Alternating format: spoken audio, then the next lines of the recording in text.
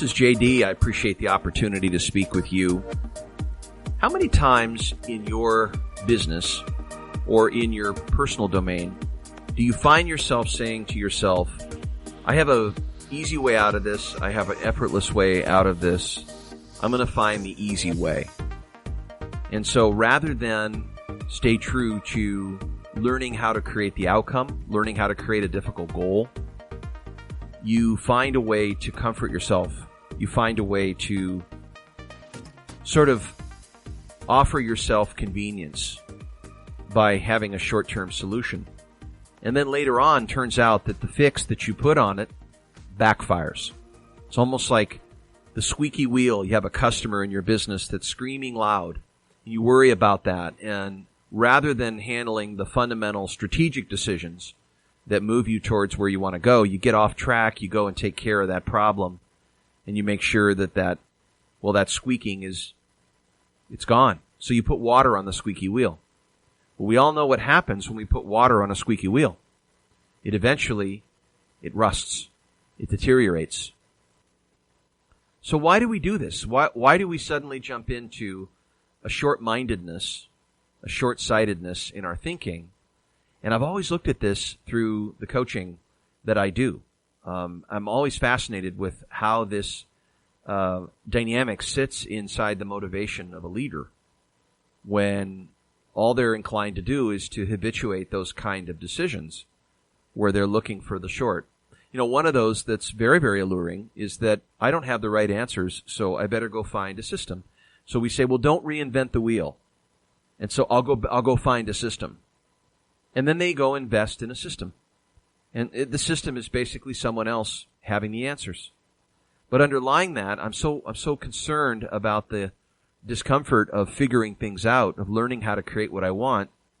What we don't see is a blind spot, that this system or these answers were great for someone else's goal, but they're not for ours. Yeah. Right? And so we drift away from finding our way because we don't have the intestinal fortitude or the tolerance to hold steady and to learn how to create a goal. And the other part is, what if the process of creating it has its own reward too? Because oftentimes through the creative process, where we end up is very different than we originally intended. But the learning process that we gathered was in itself very significant, maybe even more. Some have said even the process is the goal. But we must not confuse the process, the how, with the what. Now, oftentimes we'll say, well, I don't want to go for the what because I don't know how. You know, I don't want to really create my dream because I don't know how to create it. So I need to set realistic and attainable goals within what I know how to do. I think it would be fair to say that's not creating. That's just repeating things you already know and then kind of limiting yourself to a conceptual set point. So I only organize my actions around what I already know and what I can kind of dream up or what I can cook up based on what I really know. And this becomes very limiting because, one, we may not be true to what we really, really want. And two is we don't come up with any new responses. So there really isn't any new learning, per se, when we're doing realistic and attainable type thinking. And so we also don't like the mistakes. And so we don't want to make those mistakes because we take those mistakes personal. And this is what gets so hard, is that the mistakes are all an inherent part of learning. It's part of the constraint gene that's in a creation of a goal. We create separate from what we know. We set the intention. We stay true to our wants. Our wants are our wants. It's a creative act. But at the same time, we must learn how to learn. And learning comes from action. So we take an action toward the intention. We're guessing on what we should do or what we know we need to do. We think it's the best course of action, and it doesn't work. But our identities are there, so we take it personal. Oh boy, this really defines me as a better or worse person. Then we get offended, and then we go into an emotional state, and then we get all frazzled and diffused by the emotional state, the emotional tension that we feel, instead of holding steady to what we want to create.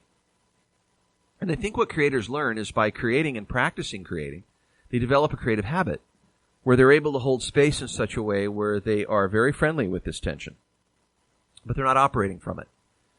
It's like they aren't it, but they have it. You see the shift? It's a shift in pronoun. It's an it. It's not an I. I'm not identified with this is what's going on with me or this is what's happening to me, but rather this is what's happening for me. This is what's happening here. I have a feeling. I have a current moment. So whether we win or whether we learn, we can treat both with equal value. It's about 50-50. I mean, if we're taking chances with what we think we know, we're going to test that. And the only way to know whether we knew what was right to do is through the action we take. So the only way to really learn fast is to be a learner, not a performer. A performer says, I need one chance and then I got to do it right. I think in academics it gets a little overblown like that. You can only get it right the first time and then it all comes down. But that's not true when you're learning how to create anything. When you're learning how to be very, very skillful at anything and create a capacity to create what you want, you have an iterative process of doing it over and over and over again, but you're making tweaks and strategic decisions along the way. But I think one of the most fascinating things is we don't need to take a psychological view to creating. I mean, yeah, there is psychology in creating in the sense that we make assumptions about things. We might edit current reality, what we see. We may not see what's really going on. We may edit out certain things. We see what we want. I mean, those sorts of things. But when a creator is creating, when we're creating a sculpture or creating a piece of furniture or a poem or a song or creating a relationship, whatever the subject matter is, the focus is on creating. Even if I'm not creative, I'm focusing on creating. But wait a minute. What about shame? What about our identity? What about moments when we screw up? We all do. We all do. And some of the screw-ups become so injurious that they really either become really great gifts or they become a reason for us to contract into something small and to withdraw from our courage. Yeah. And a lot of our experiences early on, if we give them so much power, that can really happen to us. But I think there are tremendous things to say about our experiences where the past can become very, very useful. But we have to look at it very, very carefully. See, it's often said that the past is really an enemy. You got to get out of the past. You're all fearful. You better be careful of that fear. And really what it's about is being real with the fear itself. See, I think fear is fascinating because it's the other side of coin of love, in the sense that we love what we want to create, therefore we create it. So we love a creation before we go after it. We generate it out of the love we have, the care and concern for a creation. So do we need some sort of commitment? No. What's there to be committed to? If I'm committed to something, I don't have an option to get out of it. But if I choose to create something or not, it's because it matters to me or doesn't. And then I can decide whether I create it or not. I mean, there's a lot of range in that, but it's about choice. It's about conceiving of something and then bringing it into being. But what about fear? Well, fear is just a state of, I'm not sure it's going to turn out well. I'm not sure what's going to be around the corner. I better do something about it. So we're in a concept. A concept is a prediction. It's a belief. It's an assumption. It's a mental model, a construct in our head. Now, we can be very, very aware that we have a model.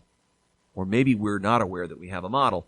But once we're aware that we have a model, we can sort of be in connection, in friendship with the fact that we have a concept.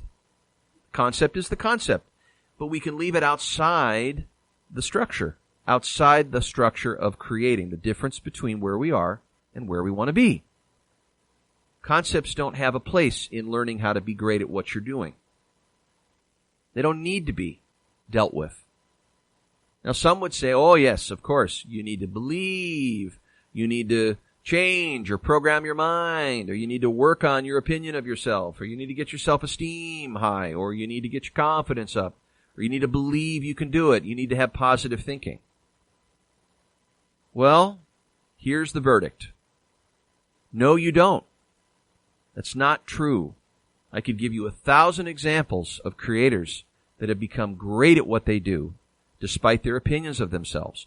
They don't need to like themselves in order to create.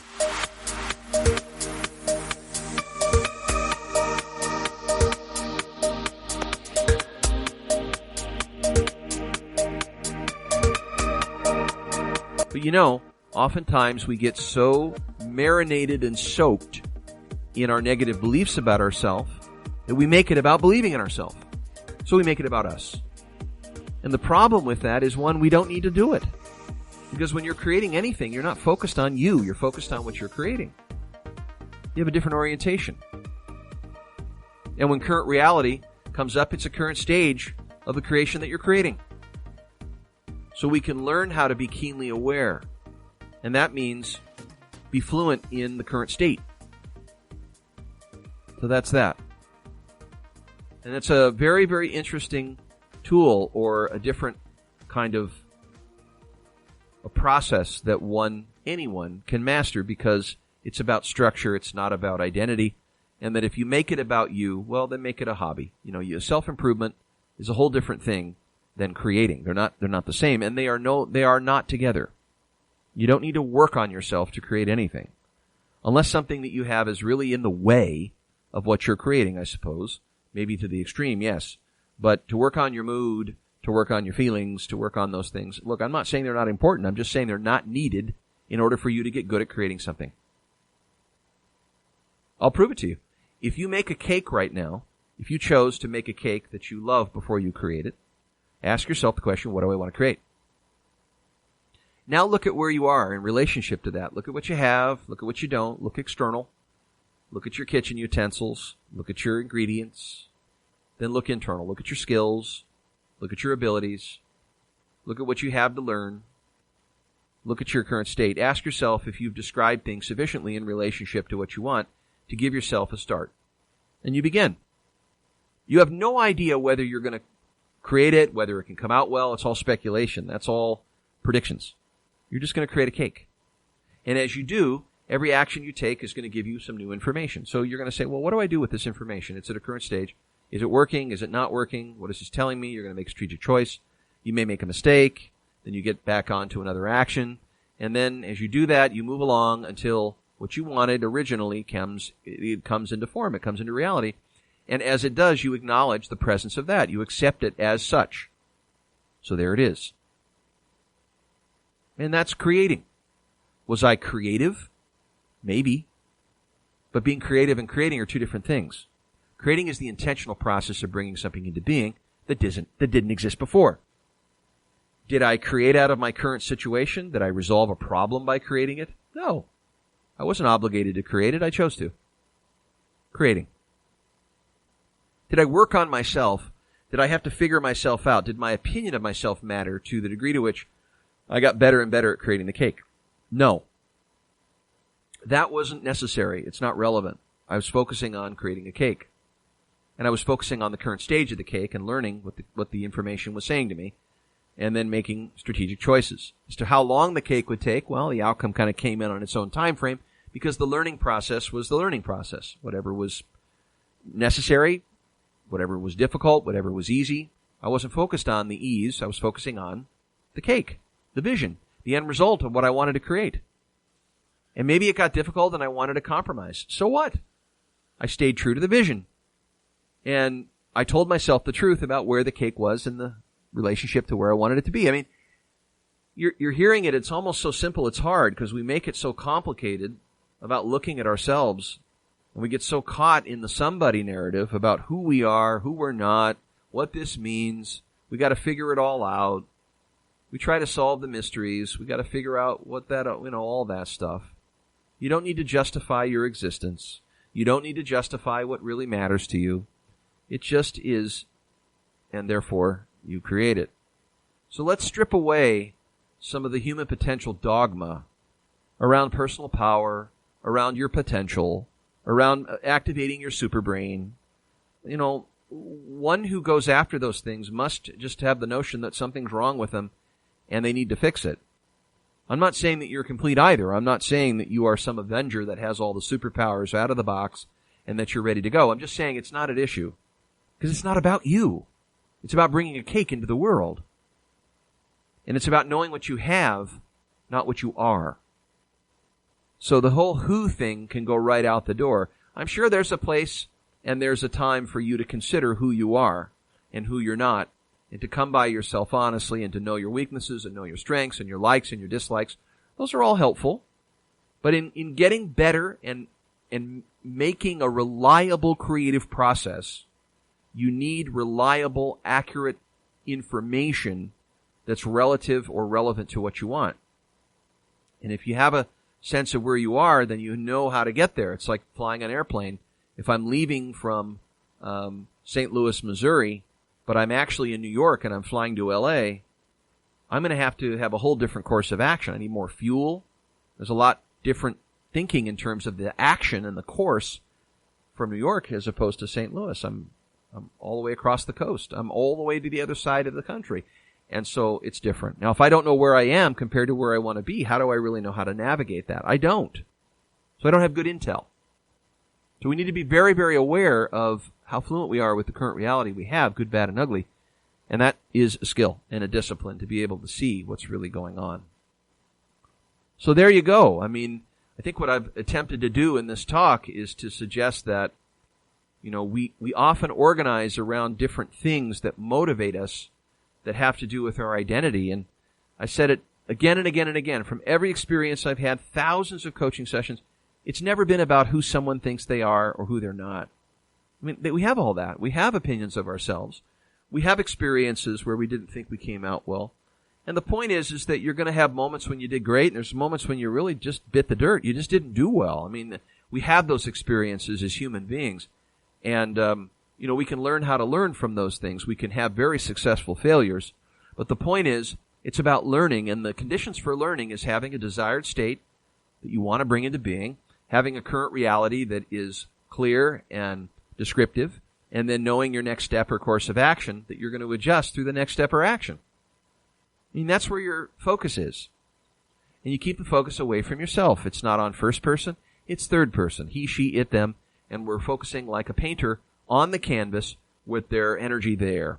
And the learning process is naturally embodied by the structure. The structure, the difference between what I want and where I am. There's a gap. There's energy there to work with. There's a balancing system. It needs to resolve. That's what the path of least resistance will do. That's where energy is most likely to go. That is the structure that is inherent in the creative process, the natural forces that are at play that cause energy to move where it's likely to go.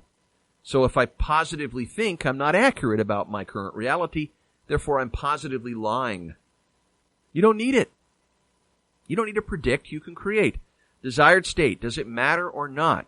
That is the moment of initiation. Is to create or not create? That's the question. And my best course of action is getting you to think, and think in a way that your actions may completely contradict it.